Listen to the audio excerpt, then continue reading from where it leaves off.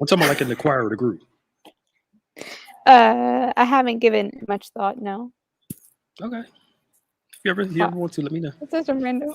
Okay. I mean, I don't know. I was asking if you did. Nothing deep. Ain't all. I would, but I'm not opposed to it. I ain't know about your schedule, so that's why I'm gonna. Hey y'all. Hey April, how you doing? Hey, April. Hope you are doing well. We're excited you're here too, April.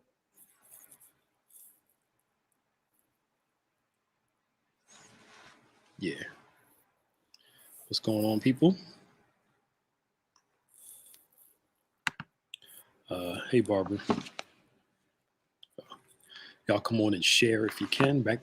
Welcome to Maximize Monday. We're both back in the building after what? Woo! 6 It's been months since March or since February. April.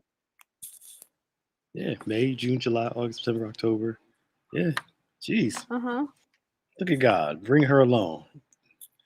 The cyborg. What's up, Kife? It's funny because on the 20th was my 2-month anniversary of being able to walk again. Okay. I feel like it's been a lot longer than that. I knew that felt good to be able to at least walk around and not be laying down all day. Mm-hmm. And especially having people, everybody to do something for you. And I know you used to. I mean, that part was nice, but I did. But I'm talking about having wanting to get around and yeah. You ain't got to rely on nobody. You can just get up and do what I want to do. Yeah. You ain't got to wait for nobody's schedule and. Sister Maya's good. Luke Skywalker. Or just Maya. Yeah. Well, I'm trying to get her to. I asked her about singing or psalmist, if you want to call it. Hey. I kid. So welcome, y'all. Yeah. Welcome, everybody, once again to Maximize Monday. Y'all, please share if you can. This is the last Monday of October. As we go into the holidays, we want you guys to continue to be safe. Yeah. And to, they're still saying that the virus is still spreading mainly from small gatherings. So, y'all still want to be safe. That's it's important. Mm-hmm. I want to see people just like everybody else does, but Isn't it crazy though that we're getting into these last few months of the year? Mm-hmm. And look, we thought it was going to calm down by this time. Yeah. Yeah. Let me see. The church is still open to a certain degree. We're not letting a lot of people in at one time. But we are allowing a few people, maybe 1 or 2 people to come in and pray. But it's not like we having multiple people in the sanctuary praying. So no, we still got some control over that. So I can see like one person, but we're not having like 10, 15 people in the room praying at the same time. We ain't doing that. At least not for right now. Car. Mm-hmm. We still want to be safe up in here, as much as possible. Yeah, but Luke, if you're going to be in the area, definitely join us for DriveIn Service if you can. On Saturday at 11:30. Those are always a lot of fun. Yeah. So and some people they drive their cars up in the parking lot and pray in the car. They don't even come in the building because they just come and sit on the lot. Yeah, they pray outside in their cars and stuff like that, and we don't care. Go on and do it. Hey Kim, how you doing? Yeah, that'd be cool. Yeah. Come on to DriveIn Service. As we taught in communion a couple of weeks ago, why we come together is more important than how we come together. Yeah. Some people, some people are so caught up. It's outside. I want to be in the building. Look, why we come Don't get together is caught more up on that. important. Yeah. Yeah, don't get caught up in that. I think the problem is Lord, I might get in trouble saying this, but oh well. We want church to our convenience. Mm-hmm. And if it doesn't fit our individual convenience, then, we don't want to show up. Yeah. But it's not about our convenience. Worship is not about our convenience at all. Praise is not about our convenience. It's not even about our comfort. Praise and worship is about God, the atmosphere. Come to church is about the atmosphere. Our comfort's secondary. Right. That's for us. It's for us. I mean, now granted, it is when in churches when they ain't got no air conditioning in there, and it's like it's like 98 degrees outside, and it's like 115 in the service. We still bless God, but it may not be as It's gonna be a shorter service. it might be a shorter service as the Lord move in a quicker time. but we get so caught up in our own way, how we want it, that again we forget why we come versus how we come. And God's more concerned with the why. Come, enjoy, learn, grow. It may not be exactly what we want it to be, but it's something. And I think that's the most important thing. So come on to DriveIn Service and all that stuff. Hey Bob, and come join us, and hopefully, prayerfully, we can get back in the building soon. As these numbers, hopefully the numbers. Well, we won't know because holidays, people will get together, so they might have another spike again, just like we did last year. You know what I'm saying? But so I think all this is kind of forced us to think like outside the box. Yep. Like I don't think we never thought about doing DriveIn Service before, right? Yep. And so maybe that is one of the bigger purposes of all this. Like once we do, get back to in person, to still seek God outside our box, outside of our comfort zone, and to see how He's still moving in our life in different ways that you might not realize. Absolutely. And I think the ability to pivot in this season, like you said, has been great. And the cool thing is now that we have some of these things, we can do them more even when we open up. Yeah. If we want to go outside, and instead of sitting in cars, have chairs outside, and everybody's sitting in chairs outside. We can have church outside. That's exciting. Yeah, and when it's warm out, that kind of stuff, I think we can keep going even when we're back in the building. Yeah. But I think we've been talking about faith all month. You hear me echoing? No. Okay, I do. No, okay. I'll deal with it.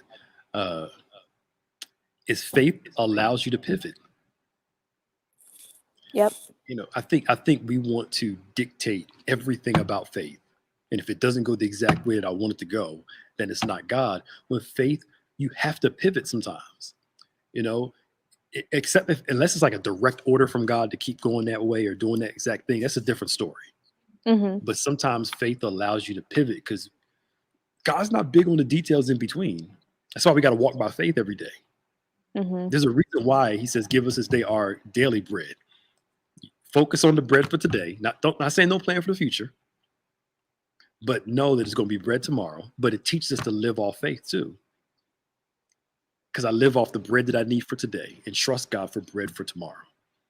Yeah. And being able to, if the people that were the most creative during these last year, almost 2 years, have done well because they were able to pivot. I've been saying this since last year. There are people who have been making more money since the pandemic started than before because they pivoted what they did. Because it allowed you to see like where the needs were. And kind of yeah. Who else isn't doing stuff to get this information out there? Yep. Like, this was shut down, so I can't do it this way. So let me figure out a way to do it, to still get this information out, this thing out that I do to help other people. That's why, learning online stuff, those people that learn the algorithms, and even though I think they're changing, I hear people who know them are talking about how they're like Facebook and them are changing the algorithms around. Can you hear me? I can hear you now. Oh, okay. Okay. I told you keep going in and out a little bit. I Sometimes. know. Sorry. My older laptop is holding up better than yours. I think so. This one's about to give up the ghost. But after you was talking trash on my laptop about, oh, I don't think you can do that. Yes. That's not my fault. That's Apple's fault. When I tried to use my Bluetooth and it wouldn't work because my computer was too old to use it. I'm like, maybe your computer's a little old.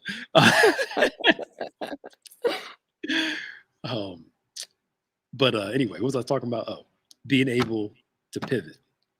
And faith allows you to make necessary pivots along the way. And that's why it's important to seek God every day, each moment for the decisions you're making, so you know what moves to make. Because he didn't foresee it. We didn't see it foresee it coming. He saw it coming. Right. And he's looking at what's going to come. And we have to be able to, work with what we have. There it is. Yeah. If that makes sense. It does. It makes a lot of sense. I feel like sometimes we get so focused on what we don't have instead of looking at what we do have. And like you said, making it work to the best advantage. Yeah. Yeah. Doing that. I saw somebody who, worked in photography, wasn't out since there wasn't a lot of events going on.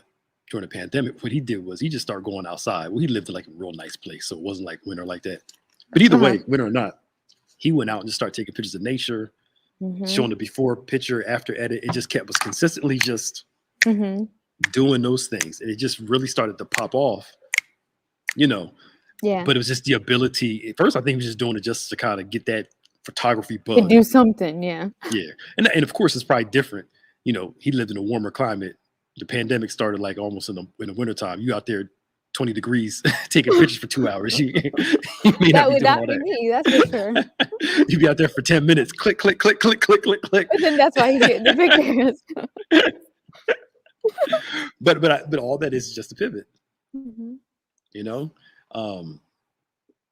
I think our need for control gets us messed up because you always want it done our way. And if it doesn't work exactly the way we want it to work, then I'm not going to do it, or it must not be God. But I think all the things that we're missing out on, like what's that show, Foods That Built America? Yes. Or even that, and like a lot of our major inventions were made by mistake because something went wrong, or it was a different path than what was intended by the creator. So to think if we're too busy, or too focused trying to do it the way that we think is best, what are all the other great creations that we're missing out on? Yeah. I love that show. Did you see the one with the guy with the ice pop? No. So the first icy that was ever created, what happened was this kid, he was a kid at the time. His parent made him like this drink, and I get those little sticks that they use. Yeah. He just had it in there. I don't know why it was in there, but it was just in there, right? So he was outside drinking it, and then left the cup outside overnight and forgot it was out there. And then when he came back the next day, whatever he stuck in there, it was frozen. So he pulled it out and tasted to see what it would taste like. And that's how the first icy pop was created. So when he got older, he patented it, created it, right? And then the crazy thing is somebody else jumped onto it. Of course. And make it bigger and end up buying him out. So he didn't make as much money from it. Wow. But it happened by just sheer mistake. Happenstance. Yeah. Happenstance, yeah. And I think we talked about it yesterday. Sometimes how can I say this? God is a big God and he's grandiose, but we sensationalize him too much sometimes in this sense. He does great and wonderful things. But I think sometimes we forget in the middle of all those great and wonderful and amazing things, he moves in the simplistic sometimes. He moves such in the simple things. So I think we look, if it's not all grandiose and all, it can't be God. And rainbows and sparkles and everything else. But sometimes it's that one little small thing. Yeah. That God opens up that door and you're like, oh, okay. They have like an aha moment. Yeah, an aha moment. God moving in that. And I don't think that God moves by coincidence. He moves by providence. So like the other day I was praying for God for an answer for something. I said, God, somebody's got to have the answer for this. And I said, whatever. So somebody said something to me like real small. Have you noticed this? And I was like, no. And I was like, interesting. But it was something so small I never noticed. And I said, okay, that might be the key to what to everything. But it wasn't a sensational thing. It wasn't like, crack the sky or It's kind of like this might not make sense at all, but like when you're searching for something or you're having a conversation and then you're looking through Facebook and you see an ad for exactly what it was that you were talking about. Yeah. That's what that kind of reminds me, that God's listening and then he'll just kind of slip it in there, the answer to your prayers or whatever. Yeah, but see, that's what scares me about online too. All the cookies and them holding on to your stuff. Like yesterday when you talked about, right? Right? that kind of stuff happens. Yep. But Avi, you're right. There are some pastors who didn't really adjust to the online well. They're not doing good at all. The people who had an online presence before did better, and those who quickly jumped onto it have done better. The providence is basically God arranging and working things out behind the scenes. That's just a very simplistic answer. It's like the book of Esther, one of my favorite books in the Bible. God's name is never mentioned in the book of Esther. In our version of it, there's a longer Greek version of it, but in our version, God's name is not mentioned at all. But you see him working things out, even though you never see his name. Mm-hmm. So you see, it looks like coincidence, but it's actually God's providence. It's God arranging things to bring his will to pass. So when we say God is sovereign, he reigns over all, and he'll use things to bring his will to pass. He didn't send COVID, but what if he's using COVID? He didn't send all that political and racial stuff we went through the past couple of years, and what's still going on now, but he can use it though. So the sovereignty of God is him reigning over all and him making all things right in the end. And he's slowly doing that. Mm-hmm. I think, I read somebody say this. It's funny how people, it's just some random thought that popped up in my head. It came back. It's funny how people blame God for the bad stuff, but never acknowledge him for the good stuff. So it's like, I don't believe in God because all this bad stuff. Right? Yep. But then when the good stuff comes, it's like you blame God with the bad stuff. God, why you let this happen? Bad. Mm-hmm. But then when the good stuff comes, he ain't nowhere in it. Like, which one is it? Oh, maybe we take ownership of it. Yeah, it's the thing. And like, God is nowhere in the good either. And the Bible says, don't think that God would do anything evil to you. Evil happens because we're in a sinful world, but God's not the author of evil in our lives. It's not how he does stuff. Never how he does stuff.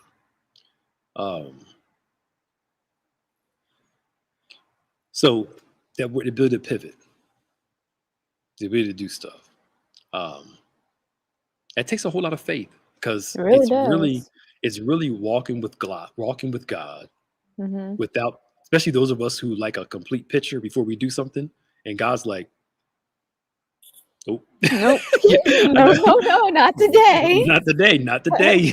Right. I need all the details. And God's like, nope, just trust me.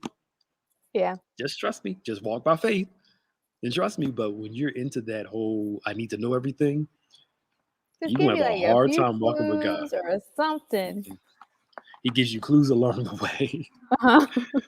But that's faith, though. Mm-hmm. And that doesn't remove study, analysis, and critical thinking. That doesn't remove that. But what it does say is that I won't have all the answers. Right. And I just got to trust God that he knows the answers. I'm doing a study in Psalm 23 now. The Lord is my shepherd, I shall not want. That's a whole lot of faith in the shepherd, because the sheep don't know how to get anywhere. Mm-hmm. So that means they have to stay close to the shepherd and trust the shepherd's direction. Mm-hmm. Because they don't know where the green pastures are. Right. They don't know there's another side to the valley. They just keep following. That's our job, is to keep following and trust the one who has all the answers when we don't have the answers. Why are you looking like that? You're breaking up. I can't hear all what you're saying. But it's good, I can tell. Are you on the right Wi-Fi? I was. I'm trying different ones. So take. I'm gonna switch to different. All right. Take one of your earphones out your ear so you can hear me out of one ear. I'll talk a little louder. Can you hear me? This is so ghetto. Yeah, you keep freezing. She's going to try another Wi-Fi, y'all. All right, is this better?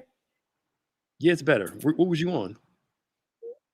I was on media, then I went on 3, now I'm on 4. But it's a big delay. Okay. And is it quicker now? No. No? Okay. We're going to send you back home so you can do your thing at home. I don't know why. For some reason, we had these issues. Know. I don't know. Yeah. Or I could just do it in my office and you do it in here or whatever. Anyway. Or you do it in your office. Well, no, not down there. But anyway. Yeah, that'd be even worse. Right.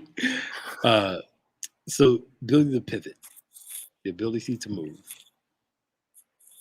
I think I see you're still on a delay a little bit. But anyway, the ability to pivot, the ability to move. That's important in this Christian walk.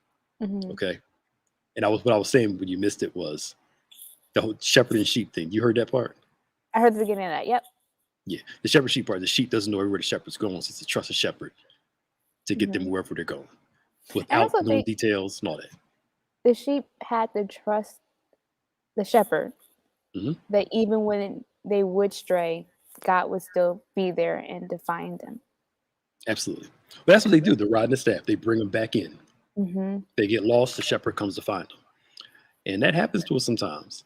Mm-hmm. We get caught up in our own desires, our own things, and pursue them over God. Mm-hmm. And then end up hurting ourselves because we're in pursuit of something that's not beneficial for us. Right. And it's dangerous to try to be God and try to manage your own life.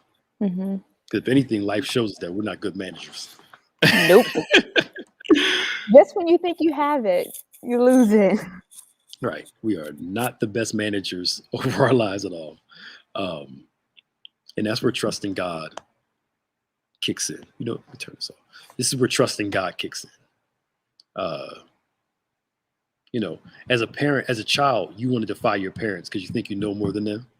Mm-hmm. And then you hit a patch in life and you realize you don't know nothing.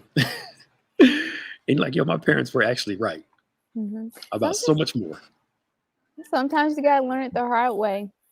Yeah. I feel sometimes those are the lessons that stick with you. Yeah, they're not the preferred way. Not the preferred way, no. Yeah, they are a way. You know, you get your head hit hard enough a couple times.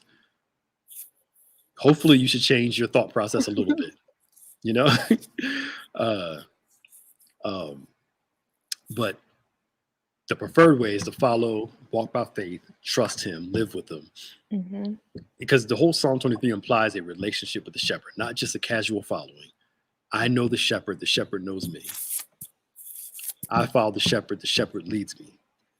And there's an intimate relationship between the two. I don't think you can walk with God the way you need to without intimacy with Him, closeness with Him, because that's where all that trust is produced, through intimacy and closeness. Yeah. And without that intimacy and that closeness, there won't be, it'll affect the walk. It'll affect the whole leading process. Without that level of intimacy. Intimacy has to be there. And that means it's got to take time with the shepherd, be with the shepherd, you know, all that stuff. It's like, you may not. No, you may not. You may think I'll play with you some. But if I told you blindfold yourself and I'll walk you around the building and not let you run into anything, you'd probably be like, I don't trust him to do that. But you'd probably trust me to lead you, not hurt you, though. You know I wouldn't hurt you.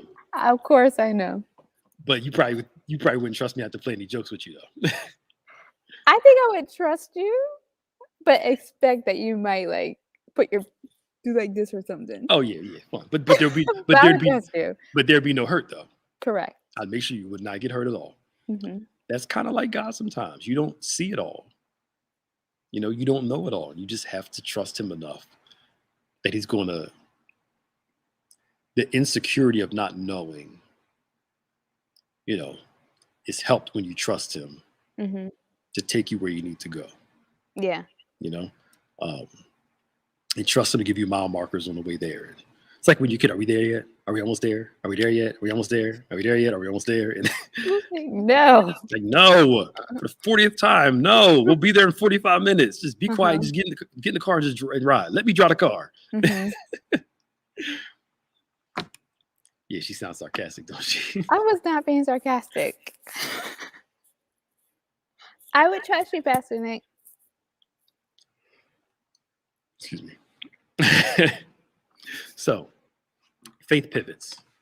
Faith moves, faith trusts. Faith adjusts. And then lastly, because I got to get to these kids soon, is faith follows through. Faith to the end. Faith to the end. A lot of people don't finish well because they don't believe well. You know, you're either a great starter and a bad finisher, or the reverse. Good morning, Vanessa. How you doing? You know, some people I know start well and finish horribly. Some people start horribly and finish well. And you got to know your thing and why. Usually it's a matter of faith, a matter of trust, of why you can start well but not finish well. You lose endurance, or you start bad because you're afraid to start, but you finish well as you get momentum. Yeah. Either way, you got to trust God through whichever part you're not the best at. Mm-hmm. Yeah. That's true. I was thinking too, I think we need to shift our perspective. Just thinking of like, whenever I would, as a kid going on vacation, like you were saying earlier, the drive to get there always took the longest because we were excited. So for me now, like I try to shift my perspective of, okay, God, I know God is preparing me for something. I might not know what it is, but it's going to be good. So to try to think of it in a more positive way, hopefully helps to make that trust feel a little bit more comfortable. Yeah. Absolutely.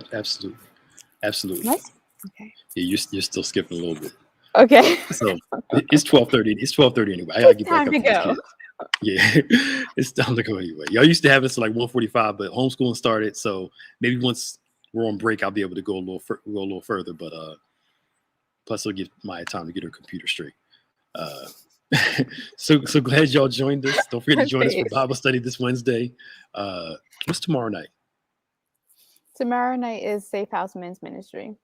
Yeah, Safe House Men's Ministry. Wednesday Bible study. Anything Thursday? No. And then Friday we have the is it fresh? No, it's Fifth Friday. Fifth Friday, so we're off. Yep.